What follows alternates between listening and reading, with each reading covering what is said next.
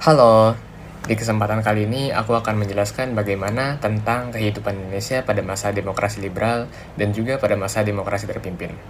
Tetapi sebelumnya, aku akan memperkenalkan diri aku terlebih dahulu. Nama aku Muhammad Alvaro Satria Priyambada atau biasa disebut dengan sebutan Alvaro. Saat ini aku sekolah di SMA Negeri Bekasi dan juga aku menduduki kelas 12, tepatnya di kelas 12 MIPA 6. Oke, langsung aja kita ke pembahasan yang pertama yaitu demokrasi liberal. Disimak ya videonya. Untuk yang pertama, kita akan membahas tentang pengertian demokrasi liberal. Demokrasi liberal itu berarti sistem politik dengan banyak partai. Adapun kekuasaan politik dipegang oleh politisi sipil yang berpusat di parlemen. Hal ini seperti yang diungkap Kamus Besar Bahasa Indonesia, KBBI. Konsep demokrasi ini pada dasarnya merupakan model di mana posisi badan legislatif lebih tinggi dibandingkan badan eksekutif. Perdana Menteri memimpin sebagai kepala pemerintahan, sedangkan kepala negara dalam demokrasi parlementer dipegang oleh presiden. Demokrasi liberal menjunjung tinggi kebebasan rakyat, berpolitik, ataupun individualisme. Pasalnya, model ini berupaya mengurangi kesenjangan ekonomi dan seluruh rakyatnya punya derajat dan hak yang sama. Dapat diartikan bahwa demokrasi liberal ialah sistem yang berdasarkan pada hak-hak individu. Setiap warga negaranya dianggap bisa menjadi pihak yang punya kuasa tanpa memandang suku, agama, hingga ras asal dari individu tersebut. Pada tahun 1949 hingga 1959, Indonesia sempat menganut sistem demokrasi liberal. Konsep ini dilaksanakan agar mewujudkan demokrasi yang bebas. Pasalnya, model ini tidak membatasi tiap individu untuk berpendapat. Meski begitu, demokrasi liberal di tanah air tak berjalan dengan baik karena pandangan dan aspirasi yang begitu banyak dari masyarakat Indonesia. Dengan adanya hal tersebut, akhirnya justru menimbulkan berbagai kekacauan sistem pemerintahan dan politik yang kurang maksimal. Demokrasi liberal sangat mengedepankan kebebasan. Ciri khas kekuasaan demokrasi ini adalah pemerintahnya dibatasi oleh konstitusi. Artinya, kekuasaan pemerintahnya terbatas, sehingga pemerintah tidak dapat diperkenankan untuk bertindak sewenang-wenang terhadap rakyatnya.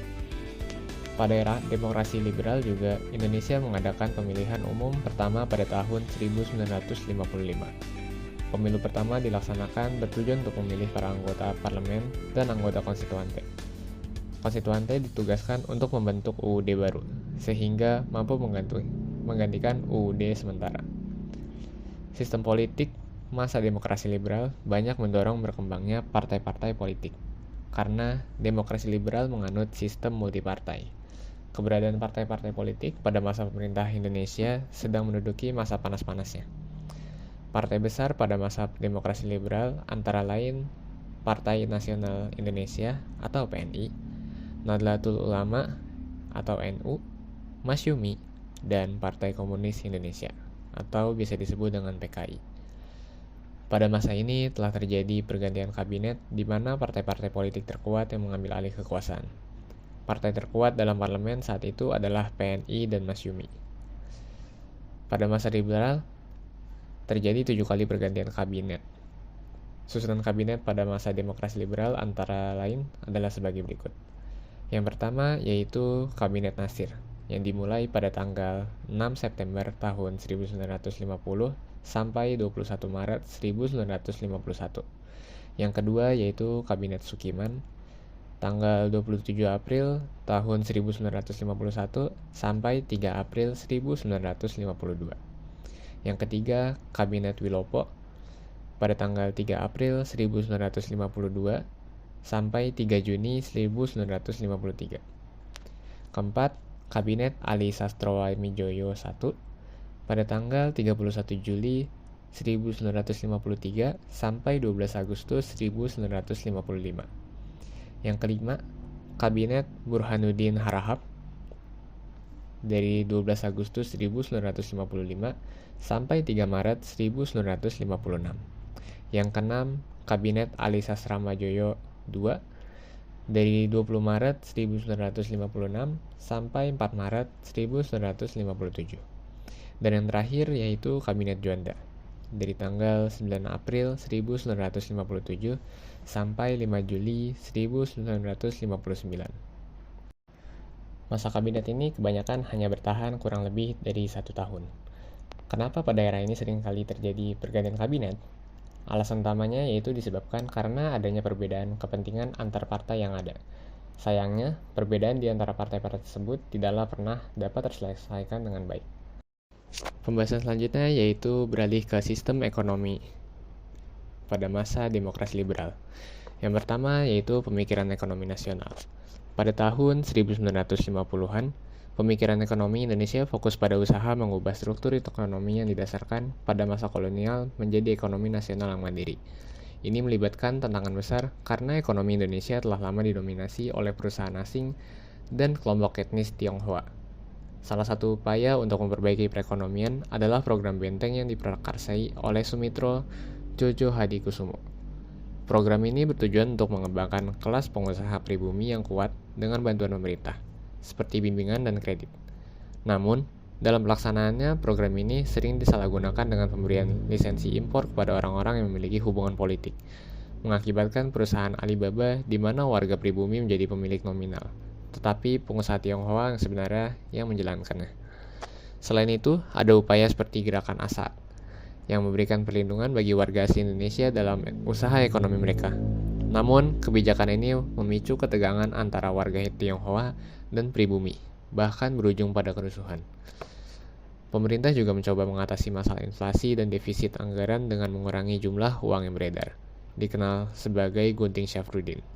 Selanjutnya, upaya pembangunan ekonomi nasional diwujudkan melalui program pembangunan rencana 5 tahun, 1956 sampai 1960, yang fokus pada pengembangan industri besar, perusahaan jasa publik, dan sektor swasta.